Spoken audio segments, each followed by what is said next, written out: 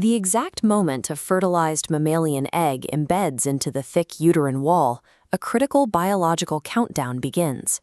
This rapidly dividing cluster of cells is burning through its internal energy reserves at an unsustainable rate.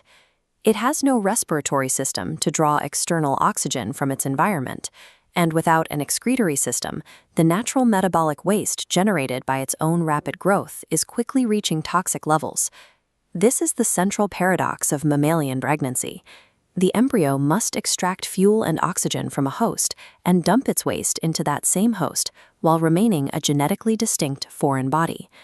To survive without triggering an immune attack, it constructs a highly specialized life support system known as the extra-embryonic membranes.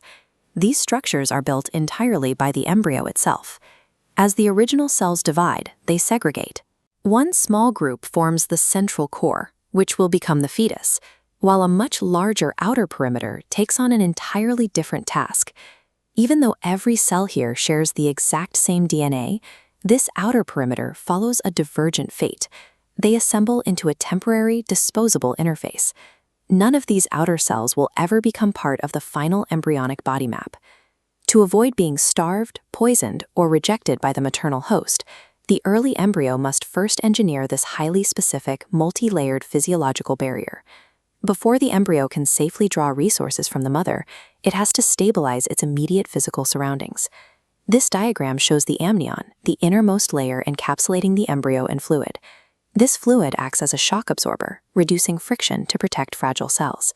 It guarantees a stable temperature gradient and keeps tissues hydrated, preventing desiccation. The expanding amnion also gives the embryo room to flex and move, a requirement for proper musculoskeletal development. The amnion essentially operates as a self-contained aquatic ecosystem, shielding the fetus from the unpredictable physics and chemistry of the outside world. With the inner environment stabilized, the embryo must interface with the maternal tissues at its outermost boundary. This details the chorion. The chorionic villi extend outward, embedding into the uterine lining to maximize exchange surface. But physical attachment isn't enough. The mother's cycle will shed this lining unless signaled. To stop this, the chorion manufactures hCG, which travels to the corpus luteum. As shown, this signal forces continuous output of estrogen and progesterone. High, sustained levels of progesterone chemically lock the uterine lining in place, preventing the onset of menstruation. The chorion operates as an invasive endocrine tool, hijacking the mother's hormonal cycle to prevent the embryo's own eviction. Now there is a structural gap between the isolated embryo floating inside the amnion and the outer chorionic interface embedded in the uterine wall. Looking at this schematic, we see the allantois bridging that gap. The allantois contributes to the formation of the primary blood vessels, the umbilical arteries and veins, routing directly from the embryo toward the outer boundary. These vessels terminate at the placenta, a highly specialized organ formed by the structural fusion of the embryonic chorion and the maternal endometrium. There is a common misconception that inside the placenta, maternal and fetal blood vessels merge into a single pipeline. As this chart explicitly states, maternal and embryonic blood do not mix. If they did, the mother's immune system would instantly destroy the fetal tissue. Instead, the two cardiovascular loops remain closed.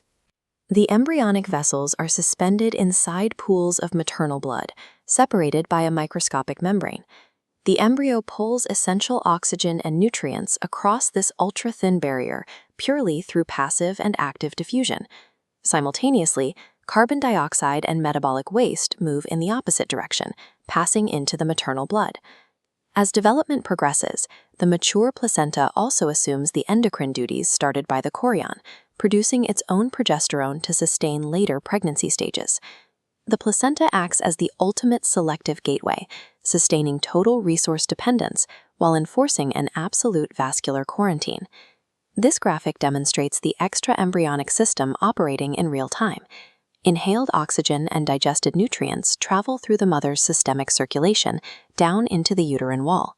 Those resources diffuse across the placental barrier, enter the umbilical vessels, and flow directly to the developing fetus. The biological exhaust of the embryo travels out the umbilical cord, crosses back over the barrier and relies on the maternal lungs and kidneys for external disposal. We are looking at two distinct cardiovascular systems and two distinct immune systems, functioning continuously within millimeters of each other without ever physically touching. And this entire architecture, the shock-absorbing amnion, the anchoring chorion, the umbilical allantois, and the fetal placental half, was built entirely by the embryo itself. It serves as both a highly selective mechanical filter and a powerful, localized endocrine engine. The construction of these membranes allows a microscopic organism to safely embed within a host, manipulate its hormonal cycles, and extract all necessary resources, successfully solving the complex physics and chemistry of mammalian survival.